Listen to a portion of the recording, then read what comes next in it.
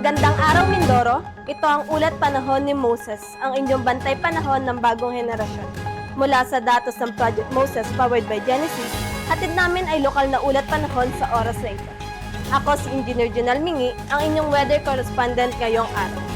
Sa huling weather update ng Pag-asa, ang dating si Bagyong Kaloy ay isa lamang ganap na low pressure area ngayon, na nasa 930 kilometers east of southeastern Luzon as of 8 a.m. at mababa na ang tsansang maging bagyo ulit.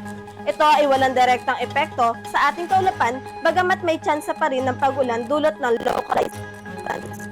Papansin naman sa ng Mindoro na bagamat may mga kaulapang nabubuo sa probinsya, asahan pa rin ang mainit at malinsangang panahon sa mga susunod na oras. Kaya't patuloy na nakapagtatala ang Project Moses powered by Genesis ng aktwal na datos ng panahon, particular sa heat index at cumulative rainfall gamit ang site-specific localized weather stations sa bayan ng Victoria at ng Nauhan.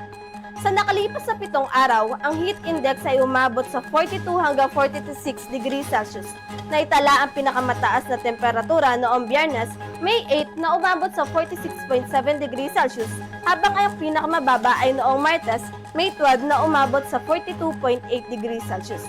Ganon din, nakaranas tayo ng mga pag-ulan na umabot sa 8.8 mm, kung saan ang pinakamalakas na ulan ay umabot sa 7.4 mm noong Webes.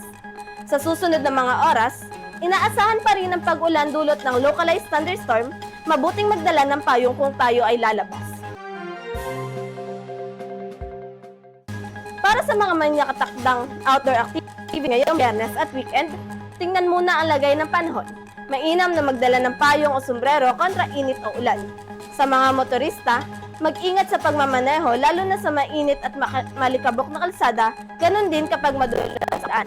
Magsuot ng preskong damit at panatilihing hydrated sa pamamagitan ng regular na pag-inom ng tubig upang maiwasan ang heat stroke. Para naman sa ating mga magsasaka, mahalagang alamin muna ang lagay ng panahon bago magsagawa ng mga gawaing pangbukid tulad ng pagbibilad ng ani, pagbubungkal ng lupa at iba pang aktibidad sa sakahan. Ang datos na kinokolekta ng Project Moses powered by Genesis ay mula sa aktwal na developed weather station na nakatayo sa Minso Main Campus. Ito ay site-specific at nagpapakita ng aktwal na kondisyon ng panahon sa lokasyon. Iyan muna ang ating weather update. Muli, ako si Engineer Junal Mingi at ito ang ulat panahon ni Moses, ang inyong bantay panahon ng bagong henerasyon.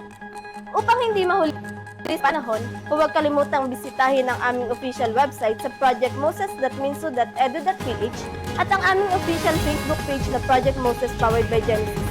Para naman sa mga pinakabagong balita at anunsyo mula sa ating universidad, bisitahin ang official Minso website sa www.minso.edu.ph at i-follow ang ating official social media pages sa Facebook, Instagram at YouTube at The Minso Official. Magandang araw!